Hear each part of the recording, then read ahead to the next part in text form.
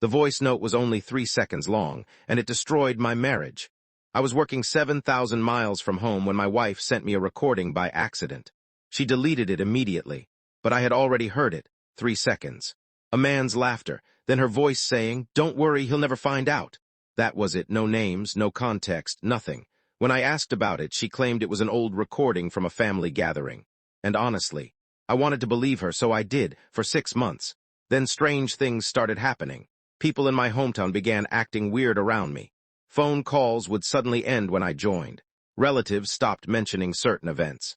It felt like everyone knew a joke I wasn't part of.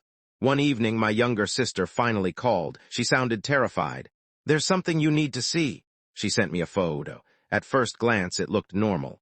A community fundraiser, 30 people posing for a group picture. Then she told me to zoom in, near the back row, my wife, and beside her, my nephew. Nothing unusual except for one thing. Both of them were wearing identical silver bracelets, custom-made, engraved, the exact same date, the exact same initials. I confronted her. She laughed, said half the people in town own matching bracelets. Again, I wanted proof. Not suspicions, proof. So I came home unexpectedly, but what I discovered wasn't what anyone expected. The affair wasn't hidden in messages or calls or secret meetings. It was hidden inside a charity project. For almost 2 years, my wife and nephew had been running a local education program together. Everyone praised them. Everyone trusted them, and that trust became the perfect cover. The more respected they became, the less anyone questioned them. Then came the twist. A volunteer accidentally handed me the wrong folder.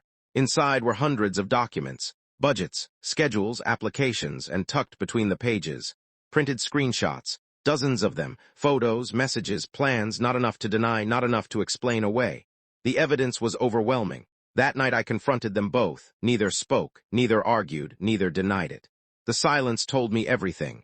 But the most painful part came later, when I learned who had collected the evidence. It wasn't a neighbor, it wasn't a relative, it wasn't even a friend. It was my late father. Before he passed away, he had become suspicious. He spent months quietly documenting things, never accusing anyone, never creating drama, just gathering facts. The folder I found was his. And on the last page was a handwritten note addressed to me, only one sentence. "If you're reading this, trust what you see, not what you wish were true."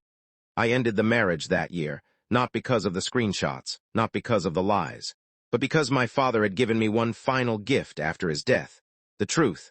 And sometimes the truth arrives long after the people who love you are gone.